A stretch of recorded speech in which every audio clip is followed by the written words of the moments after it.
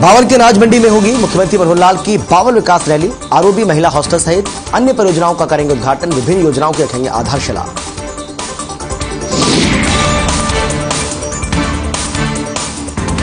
सबका साथ सबका विकास के तहत बावल में सीएम मनोहर लाल विकास रैली का आयोजन करेंगे, जिसमें वो कई करोड़ की सौगात देने वाले हैं। रेवाड़ी जिले को ये सौगात मिलेगी। सबसे पहले कृषि महाविद्यालय में लैंड करेंगे सीएम। उसके बाद सीएम रैली सभा की ओर प्रस्थान करेंगे। सीएम की बावल विकास रैली में केंद्रीय मंत्री राव इंद्रजीत सिंह, बीजेपी प्रदेश अध्यक्ष ओपी धनखड़, सामाजिक न्याय अधिकारिता राज्य मंत्री ओपी यादव सहित अनेक गणमान्य लोग मौजूद रहेंगे। जननायक जनता पार्टी के प्रधान महासचिव दिव्या चौटाला चरखी दादरी में कार्यकर्ताओं को संबोधित किया, जिसके बाद किसान मेजबान चौक पर इकट्ठा हो गए और प्रशासन के खिलाफ जमकर नारेबाजी की। सुरक्षा व्यवस्था संभालने के लिए भारी पुलिस बल को बुलाना पड़ा। अंबाला में किसानों की ओर से महापंचायत का आयोजन किया गया। इस महापंचायत में मुख्य अतिथि के तौर पर संयुक्त किसान मोर्चा के प्रदेश अध्यक्ष गुरनाम सिंह चड़ूनी ने शिरकत की। इस महापंचायत का आयोजन अंबाला शहर सेक्टर 8 के कम्युनिटी सेंटर में किया गया। महापंचायत पर अंबाला जिले के सभी किसान नेता, किसान मजदूर और युवाओं ने बढ़ चढ़कर भाग लिया। हजारों की संख्या में इस महापंचायत में किसान मजदूर हिस्सा लेने पहुंचे और जैसे गुरनाम सिंह चड़ूनी यहां पहुंचे, किसानों की ओर से उनका फूल मालाएं पहनाकर जोरदार स्वागत किया गया। अंबाला में किए गए महापंचायत में किसानों ने किसान मजदूर एकता जिंदाबाद के जमकर नारे लगाए। इस महापंचायत का मुख्य मकसद आपसी भाईचारा था। इसके साथ ही आंदोलन की आगे की रणनीति के बारे में चर्चा करने के लिए महापंचायत की गई।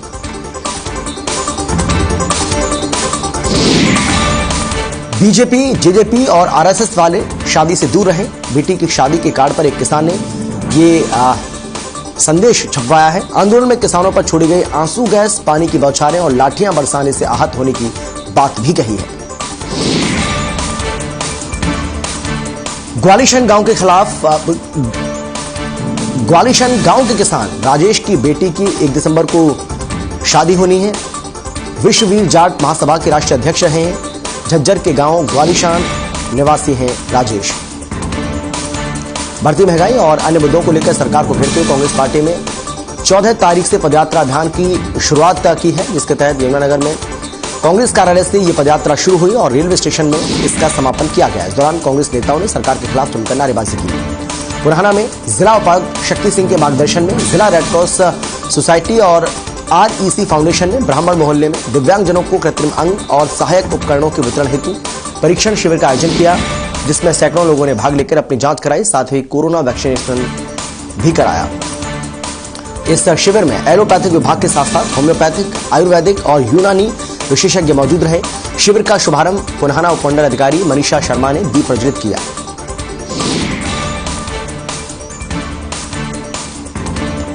झज्जर जिले के झाड़ली क्षेत्र के गांव गुड़िया के अंदर एक विवाहिता की संदिग्ध परिस्थितियों में मौत हो गई।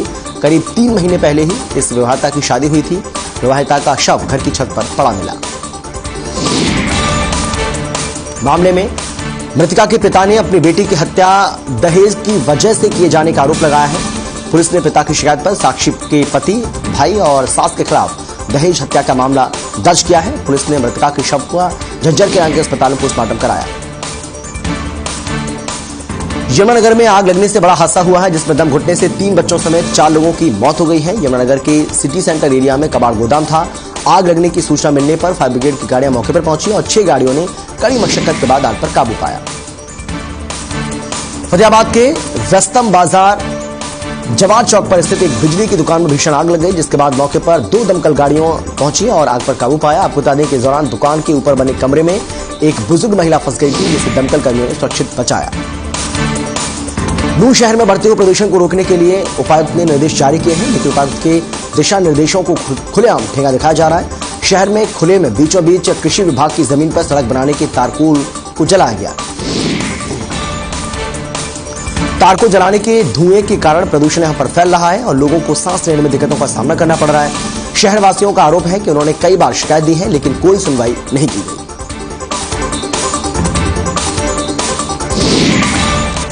साइबर सिटी गुरुग्राम में बढ़ते प्रदूषण पर लगाम लगाने के लिए यातायात पुलिस भी पूरे एक्शन मोड में नजर आ रही है। गुरुग्राम यातायात पुलिस की ओर से सड़क पर चल रहे वाहनों की पूरी तरह से जांच की जा रही है। प्रदूषण फैलाने वाले वाहनों का चालान करने के साथ साथ 10 से 15 साल पुराने वाहनों को जब्त करने की प्रक्रिया भी चल रही है। किसान आंदोलन के चलते हरियाणा और पंजाब के टोल प्लाजा पिछले 11 महीने से बंद हैं और इन पर किसान यूनियन ने कब्जा जमाया हुआ है। टोल प्लाजा पर किसान यूनियन ने अपने झंडे लहराए हुए टोल प्लाजा के ऑफिस पर दिन भर ताले लटके रहते हैं। टोल प्लाजा इंचार्ज के अनुसार प्लाजा के टेंडर फरवरी में पूरा हो चुका था। इसके बाद कोई नया टेंडर नहीं हुआ और अब जो नुकसान हो रहा है वो सरकार का हो रहा है। किसानों का कहना है कि जब तक एसकेएम का आदेश रहेगा तब तक टोल बंद रहेंगे।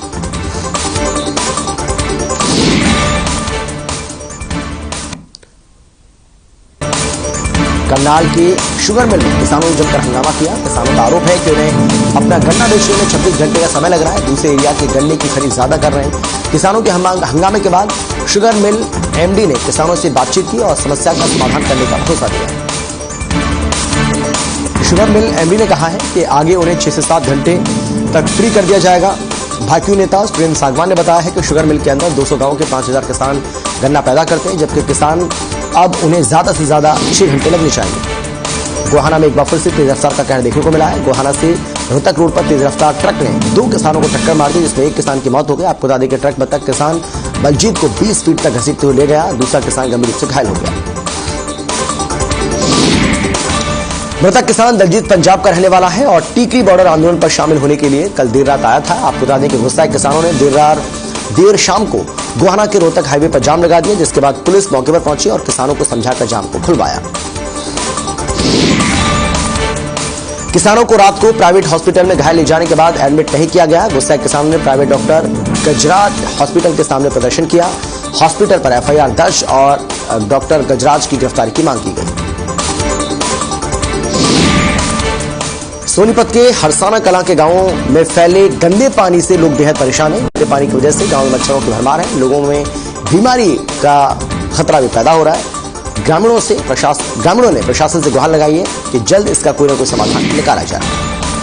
किसानों की मुसीबतें कम होने का नाम नहीं ले रही हैं। तुलशाम के किसानों ने सरकार से मांग की है कि यूरिया और डीएपी की कमी को जल्द पूरा किया जाए ताकि किसान फसलों में इसका छिड़काव कर सके।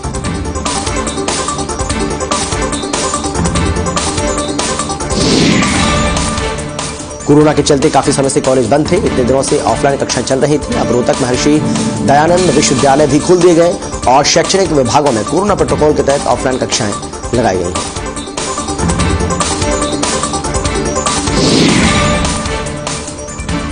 इन कक्षाओं में सिर्फ उन्हीं विद्यार्थियों को जाने की अनुमति दी गई है जिन्होंने कोरोना वैक्सीन की दोनों या फिर एक डोज लगवाई हो। एमडीयू के लगभग 8 लाख स्टूडेंट्स अब ऑफलाइन क्लास में पढ़ाई करेंगे। साथ ही कोविड नियमों का पूरा ख्याल भी रखा जाएगा। मुश्ताक मर्डर केस में फरीदाबाद डीएलएफ क्राइम ब्रांच की बड़ी कामयाबी। मुख्य आरोपी विनोद और अन्ना को गिरफ्तार किया। आरोपियों से 2 पिस्टल और एक स्कॉर्पियो कार के साथ ही एक मोटरसाइकिल भी बरामद की। 10 नवंबर को मुश्ताक और उसके साथी पर बिरयानी की दुकान पर चलाई गई थी ताबड़तोड़ गोलियां। गोली लगने से मुश्ताक की मौके पर हो गई थी मौत और उसके साथी को हॉस्पिटल में कराया गया था भर्ती।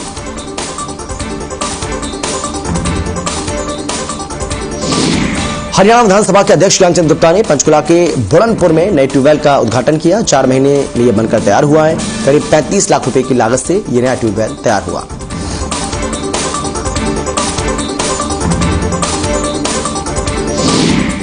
इस मौके पर विधानसभा अध्यक्ष ज्ञानचंद गुप्ता ने कहा है कि इस नए ट्यूबवेल के बनने से बुरनपुर और इंदिरा कॉलोनी में पानी की दिक्कत से लोगों को निजात मिलेगी।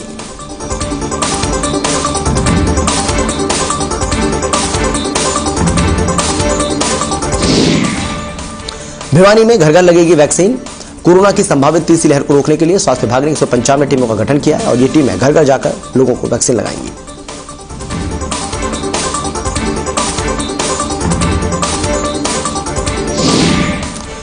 स्वास्थ्य विभाग के सीएमओ डॉक्टर रघुवीर शानेली के अनुसार 195 टीमें बना दी गई हैं। ये टीम घर घर जा रही हैं। 165 टीमें ग्रामीण क्षेत्र तो 30 टीम शहरी क्षेत्र के लिए बनाई गई हैं।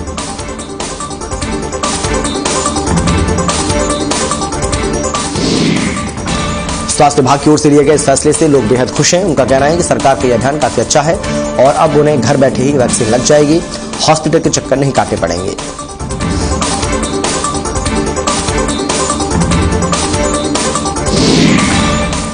सामने आई हरियाणा रोडवेज के हिसार डिपो प्रशासन की बड़ी लापरवाही।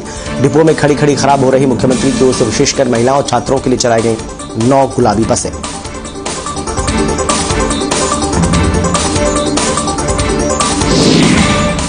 हरियाणा रोडवेज हिसार के जीएम राहुल मित्तल से जब इसके बारे में जानकारी ली गई तो उन्होंने बताया कि कोरोना के समय इन बसों को एम्बुलेंस के तौर पर प्रयोग किया गया था और तीसरी लहर के संभावित खतरे को देखते हुए अब भी इन बसों को अलग रखा गया है।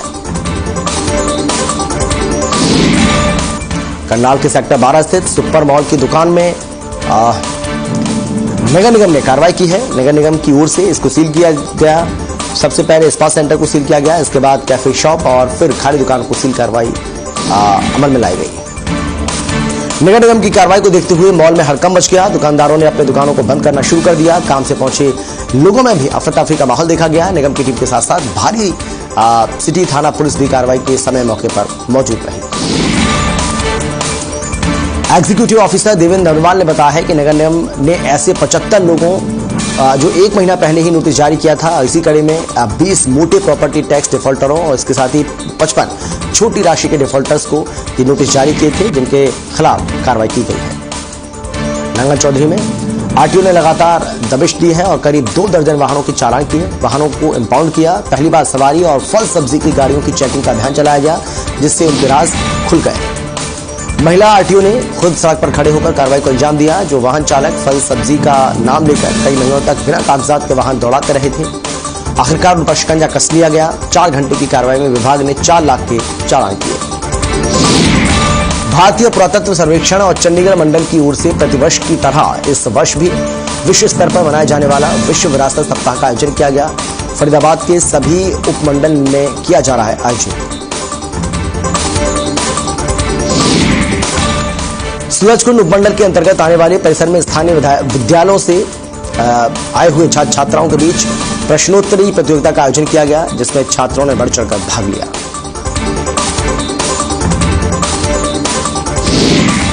किसान आंदोलन का 1 साल पूरा होने पर किसान दिल्ली बॉर्डर पर पहुंच रहे हैं। टोहाना से भी किसानों का जत्था दिल्ली के लिए कूच किया।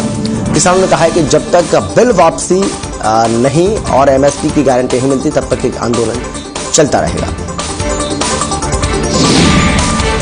अंबाला शहर के पुराने सिविल अस्पताल में एबी स्कैन मशीन इंस्टॉल की गई। इस मशीन के जरिए आंखों का अल्ट्रासाउंड हो सकेगा। इस मशीन के आने से आंखों की बीमारियों को बारीकी से जांचा जाएगा।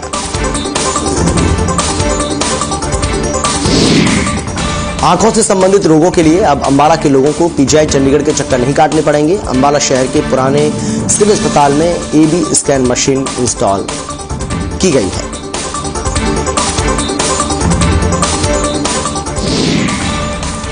आगामी 27 नवंबर को फिरोजपुर झिरका विधानसभा के महू चोपड़ा में होने वाली मुख्यमंत्री मनोहर लाल की विकास रैली ऐतिहासिक होने वाली है, जिसमें हजारों की तादाद में पुनहरा के मेवात क्षेत्र के लोग भाग लेंगे और मुख्यमंत्री को सुनेंगे।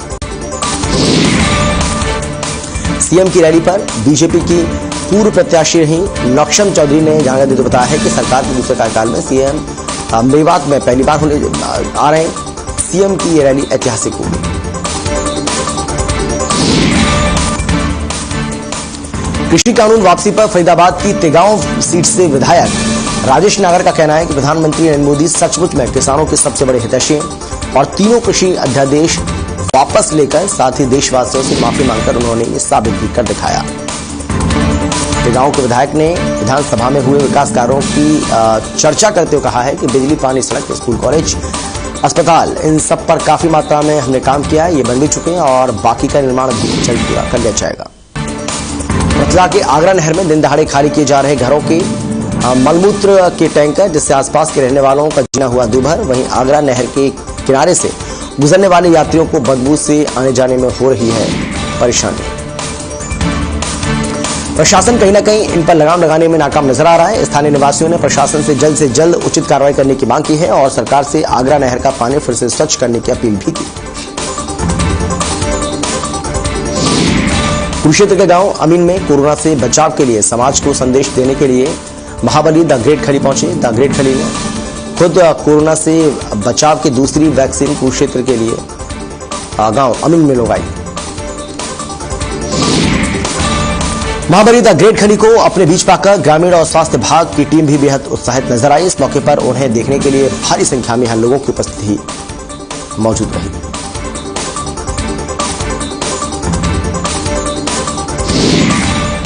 पत्रकारों से बातचीत करते हुए द ग्रेट खली ने सभी से वैक्सीन लगवाने की अपील की। द ग्रेट खली के साथ उनके दोस्त बलवान सिंह भी सरकारी अस्पताल अमीन पहुंचे और उन्हें भी लोगों से वैक्सीन लगवाने की अपील की।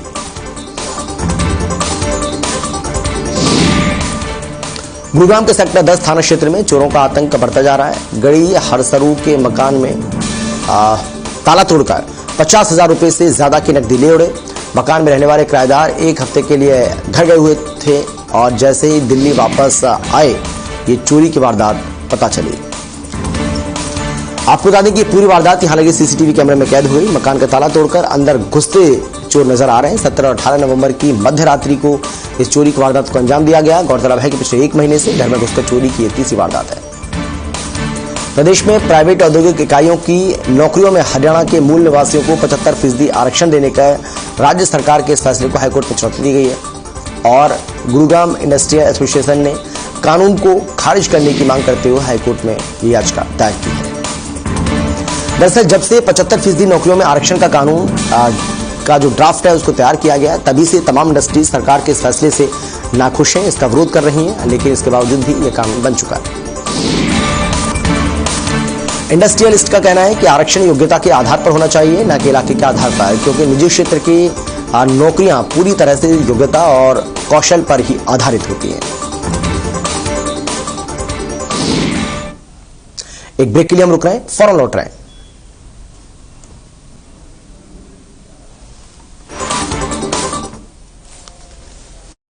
निर्मल